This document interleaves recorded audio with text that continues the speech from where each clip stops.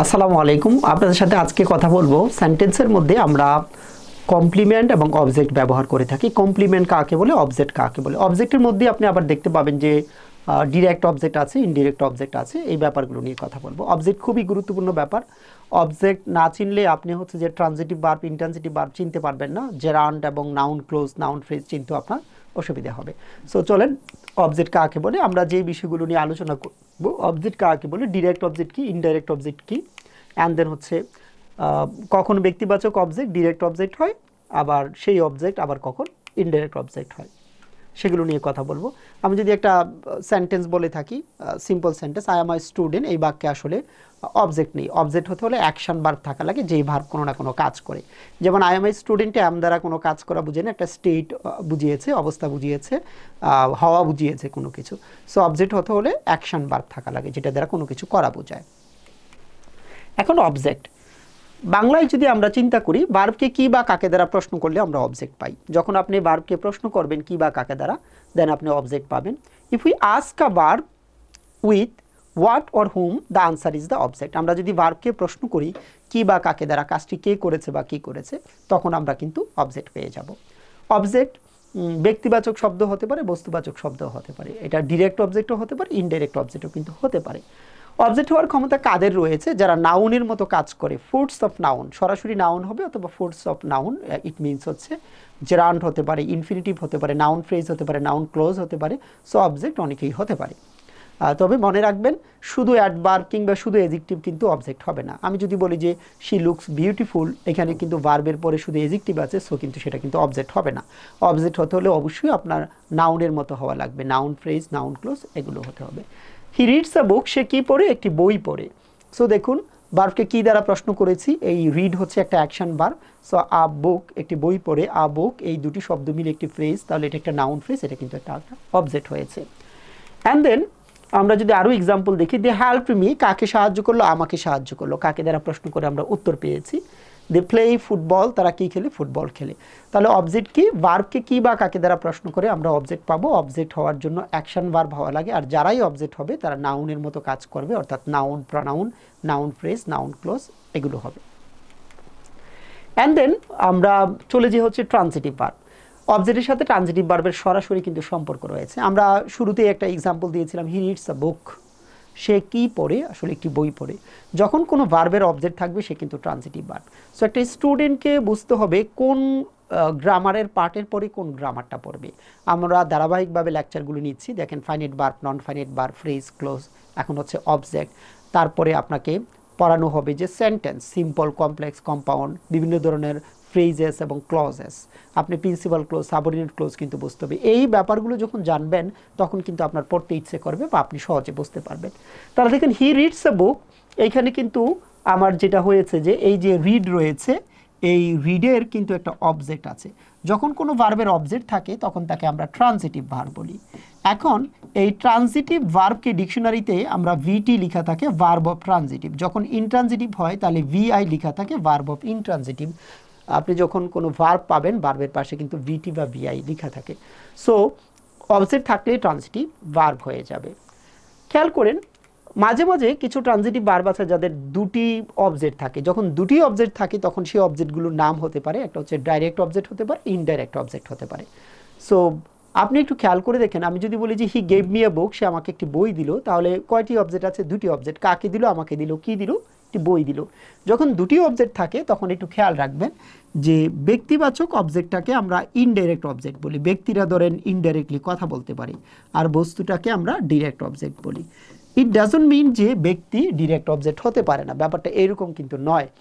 যখন কোনো সেন্টেন্সে একটি অবজেক্ট থাকবে সেটা ডিরেক্ট অবজেক্ট, যখন দুটি অবজেক্ট থাকবে দেনই কিন্তু আপনার ইনডাইরেক্ট অবজেক্টের কথা আসবে। তাহলে ইনডাইরেক্ট অবজেক্ট কখন কথা আসবে? যখন দুটি অবজেক্ট থাকে, আর একটি অবজেক্ট থাকলে সে নিজেই কিন্তু কি ডিরেক্ট অবজেক্ট হয়ে যাবে।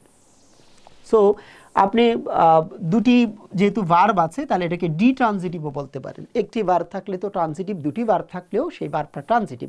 এখন দুটি অবজেক্ট থাকলে, একটি অবজেক্ট থাকলে তো ট্রানজিটিভ, আর যখন দুটি থাকবে তখন আপনি সেটাকে ডি ট্রানজিটিভ বলতে পারেন বা ট্রানজিটিভ বলতে পারেন, শুধু ট্রানজিটিভও বলতে পারেন, কোনো অসুবিধা নেই।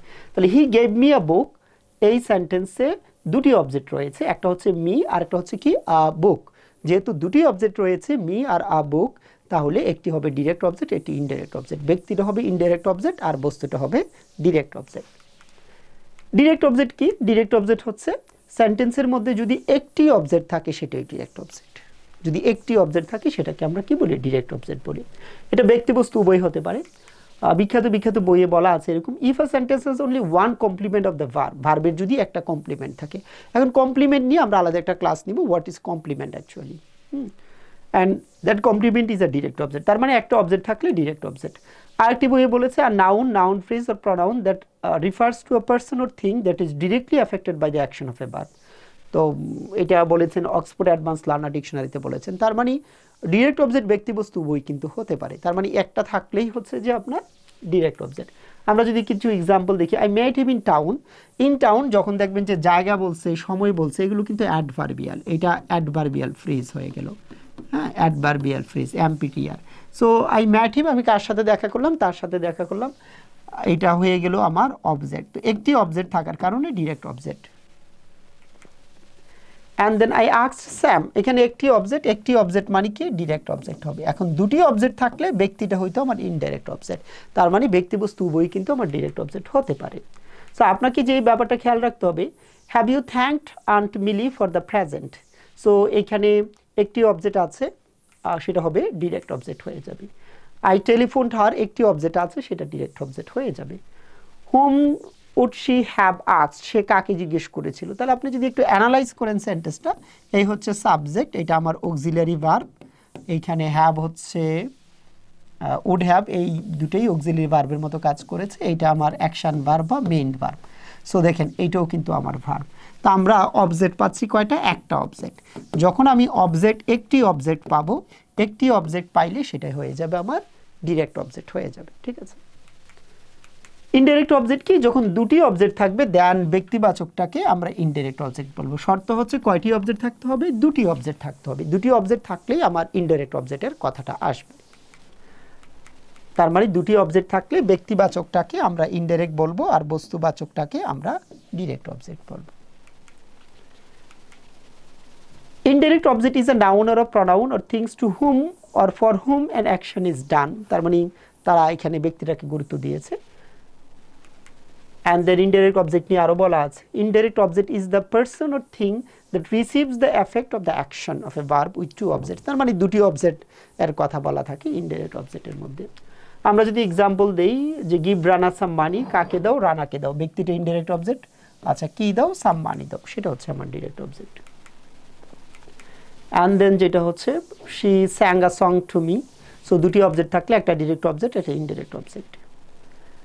The benevolent champion gave the sports club all his trophies. তো এইখানে যে এই চমৎকার ব্যাপারটা হচ্ছে, দেখেন কাকে দিল? কাকে দিল? স্পোর্টস ক্লাবকে। দেখেন এই স্পোর্টস ক্লাব, আপনারা মাঝে মাঝে দেখবেন যে কারেক্টিভ নাউনগুলো অথবা বস্তুবাচক ব্যাপারগুলো যদি কোনো কিছু রিসিভ করে, তাহলে সেটাও কিন্তু আমার ইনডাইরেক্ট অবজেক্ট হতে পারে। এখন স্পোর্টস ক্লাব আপনি যদি খেয়াল করেন, সেটা কিন্তু ডিরেক্টলি ব্যক্তি বলাটা টাফ হয়ে যায়, বাট সে রিসিভ করছে, যে রিসিভ করবে ব্যক্তির মতো কাজটা করবে, সে ইনডাইরেক্ট অবজেক্ট হতে পারে। স্ট্রাকচারগুলো আমরা সাধারণত ব্যক্তিটা বসাই শুরুতে, পরে বস্তুটা বসাই। আপনি যদি কোনো কারণে শুরুতে বস্তুটা দিতে চান, তাহলে একটা প্রেপোজিশন আমরা ব্যবহার করে থাকি, সেটাও আপনি খেয়াল রাখতে পারেন। ঠিক আছে। দুটি অবজেক্ট থাকলে আমরা ইনডাইরেক্ট অবজেক্টটাকে প্রথমে দিব, তারপরে ডিরেক্ট অবজেক্টটাকে বসাবো। এখন আপনি যদি ডিরেক্ট অবজেক্টকে প্রথমে বসান, বস্তুটাকে, ইনডাইরেক্ট অবজেক্টটাকে পরে বসান, তাহলে আপনি একটা প্রেপোজিশন ব্যবহার করার চেষ্টা করবেন, তাহলে সেন্টেন্সটা আপনার সঠিক হবে।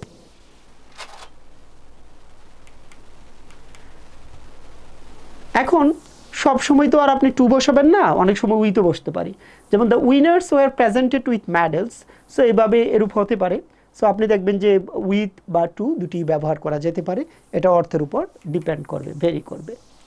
সো আমরা যদি এমসিকিউ কিছু কোয়েশ্চেন সলভ করি, দেখেন whom do you like most, তুমি কাকে বেশি পছন্দ করো? তো আপনি দেখতে পাচ্ছেন যে সাবজেক্ট এটা হচ্ছে আমার অক্সিলারি ভার্ব, আর এটা হচ্ছে যে লাইক মেইন ভার্ব।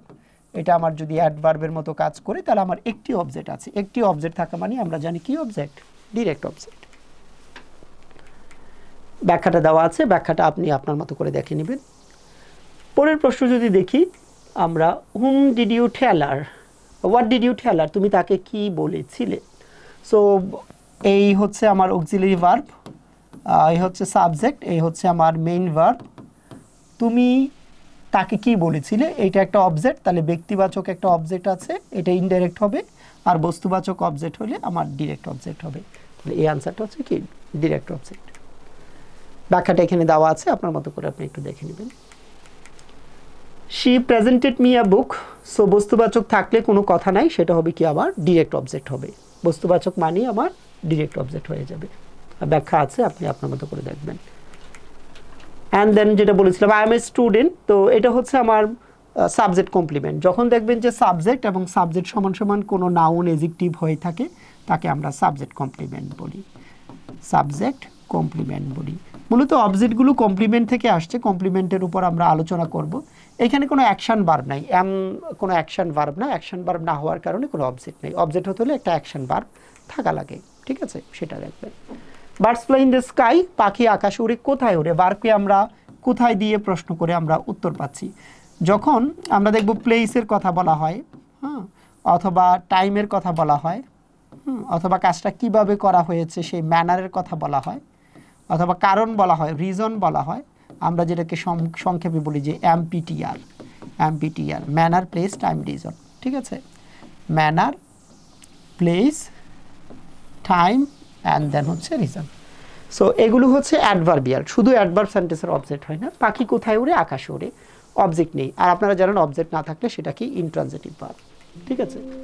সো আপনাদেরকে যেটুকু বলতে চাই সেটা হচ্ছে যে অবশ্যই আপনি সেন্টেন্সের মধ্যে অবজেক্ট চিনতে হবে। অবজেক্ট না চিনলে কিন্তু আপনি জেরান্ড এবং নাউন ফ্রেজ, নাউন ক্লোজ আপনি ঠিকঠাকভাবে কিন্তু চিনতে পারবেন না। আর গ্রামারের যেই ব্যাপারগুলো আছে এগুলো একটু বুঝে বুঝে পড়তে হয়। যখন আপনি বুঝে বুঝে পড়বেন তখনই ভালো করবেন, বুঝে বুঝে না পড়লে আসলে ভালো করা খুব টাফ হবে। সবার জন্য শুভকামনা, সবাই অনেক ভালো থাকবেন। আসসালামু আলাইকুম।